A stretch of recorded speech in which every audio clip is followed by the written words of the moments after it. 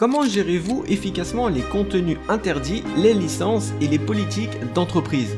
Dans ce cours de formation, nous allons explorer ensemble les réponses aux incidents, les différentes licences logicielles et les concepts de politique d'entreprise pour garantir la conformité et la sécurité au sein de votre organisation.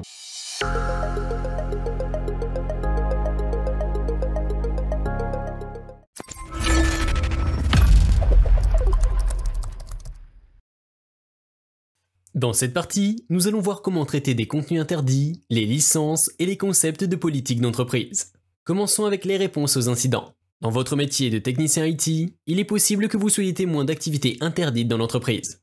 Prenons par exemple le cas d'utilisateurs se livrant à des activités interdites. La mesure dans laquelle cet événement peut causer des dommages à votre entreprise dépendra en partie de la vitesse de votre réponse à l'incident. En effet, une politique structurée de réponse aux incidents augmente considérablement les chances de minimiser les dommages. Voyons comment structurer les réponses à ces incidents. Elle comprend 3 éléments cruciaux. Identification du problème, signalement aux personnes appropriées, préservation des preuves. Commençons par l'identification du problème. L'identification du problème consiste à identifier quelles politiques ou lois interdisent telle action. Les activités interdites entrent généralement dans les catégories suivantes. Harcèlement des personnes, morale, sexuelle, violence, etc. Promotion du harcèlement, promotion des activités illégales ou non autorisées. Promotion du racisme, de la haine, du sectarisme. Violation des droits de la vie privée, des droits d'auteur. Virus ou malware de toutes sortes. Sollicitation d'informations personnelles auprès de toute personne de moins de 18 ans. Cette liste peut être différente d'une entreprise à l'autre. Maintenant que vous avez identifié le problème, voyons comment le signaler. Si la violence ne révèle pas de la politique de l'entreprise, le service de GRH de l'entreprise est généralement le service approprié auquel s'adresser. S'il s'agit de la violation d'une loi, vous devez contacter les autorités judiciaires en informant également les ressources internes appropriées. En bref, signalez toujours aux parties appropriées comme indiqué par votre politique de sécurité organisationnelle. Si vous ne devez pas seulement vous contenter de signaler le problème, vous devez également protéger les preuves. Dans le cas où il existe des preuves d'actes criminels ou d'espionnage industriel, la préservation des données est d'une importance primordiale. Cela peut nécessiter la réquisition de tout appareil, d'un lecteur flash à un serveur réseau. Et ce, jusqu'à ce qu'une personne en position d'autorité vous dégage de la responsabilité. Passons maintenant à la documentation. Une documentation complète est votre allié. Pendant tout le processus, vous devez documenter toutes les étapes que vous suivez pour identifier, détecter et signaler le problème. Vous pouvez écrire les informations sur un morceau de papier ou prendre des photos sur le moment.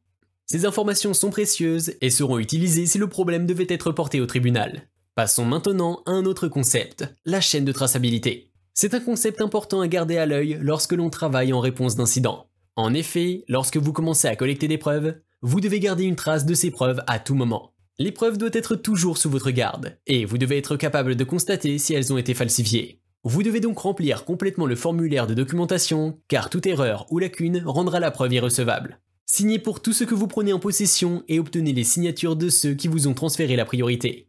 C'est très important, car toute lacune dans ce processus peut être interprétée comme de la corruption. Passons cette fois-ci aux licences DRM et CLUF des logiciels. Une licence de logiciel est en effet un document juridique régissant l'utilisation ou la redistribution du logiciel. Les licences logicielles que nous allons voir aujourd'hui sont Gestion des droits numériques, DRM, Contrat de licence utilisateur final, CLUF, Licence open source versus licence commerciale, et la licence professionnelle versus la licence d'entreprise. Nous allons commencer avec la gestion des droits numériques, GDN. La gestion des droits numériques est une technologie de contrôle d'accès permettant de restreindre l'utilisation de matériel propriétaire. La technologie GDN contrôle l'utilisation, la modification et la distribution des œuvres protégées par le droit d'auteur. Un exemple de GDN est la limitation du nombre de systèmes pouvant utiliser une application en même temps, comme Microsoft Office 365 par exemple. Passons cette fois-ci au contrat de licence utilisateur final, CLUF. Un accord de licence d'utilisateur final est un contrat juridique conclu entre un vendeur de logiciel et l'utilisateur du logiciel. Un CLUF précise en détail les droits et restrictions qui s'appliquent à l'utilisation du logiciel. Voyons maintenant la différence entre les licences open source et commerciales. Un logiciel open source est un type de logiciel informatique dans lequel le code source est publié sous une licence.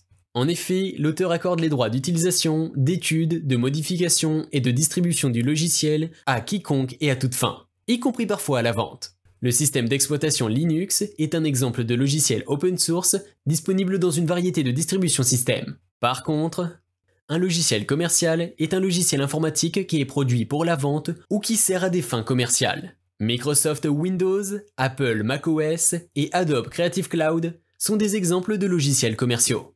Et enfin, voyons maintenant les termes licence personnelle et d'entreprise. Une licence personnelle est une option pour les particuliers qui achètent une licence de logiciel uniquement pour leur propre usage. Essentiellement, ces licences limitent l'utilisateur du logiciel à un ou un très petit nombre d'ordinateurs dans le même foyer. Par contre, une licence d'entreprise autorise l'utilisation illimitée du produit dans toute l'entreprise, bien que certaines limitations et restrictions puissent s'appliquer. Elle permet ainsi d'éliminer le besoin d'enregistrer un logiciel à chaque fois qu'il est installé sur un nouvel appareil. Passons cette fois-ci à un autre point, les réglementations des données. Certains types de données nécessitent une attention particulière car elles sont réglementées. Cela signifie donc que leur manipulation appropriée est spécifiée par une réglementation.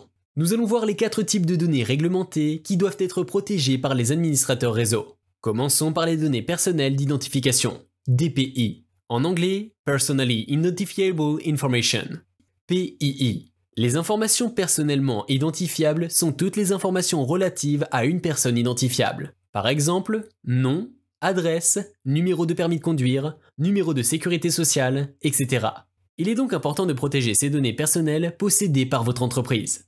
Passons à la norme de paiement par carte, PCI, Payment Card Industry. L'industrie des cartes de paiement, PCI, a défini ces normes pour protéger les informations de carte de crédit pendant la transmission. Et c'est dans le but de protéger les clients des fraudes. Voyons maintenant la norme RGPD. La RGPD est la réglementation générale sur la protection des données mise en œuvre par l'Union européenne, UE. Cette norme contrôle la collecte, le partage et le stockage des informations personnelles. Et enfin, passons maintenant à la protection des informations de santé. La PHI, Protected Health Information, est une loi américaine concernant toutes les informations sur l'état de santé d'une personne. Ces informations sont protégées par le gouvernement via la Health Insurance Probability and Accountability Act, HIPAA, qui impose des sanctions strictes en cas de violation de la sécurité. Les hôpitaux, cabinets médicaux, personnel médical et autres entités doivent se conformer aux réglementations HIPAA. Passons maintenant au dernier point, les politiques d'entreprise et pratiques de sécurité. Chaque entreprise doit en effet avoir une politique de sécurité qui régit toutes les activités liées à la sécurité. Cette politique de sécurité est un document que chaque utilisateur doit signer lors de son embauche et sert de contrat détaillé entre l'utilisateur et l'entreprise.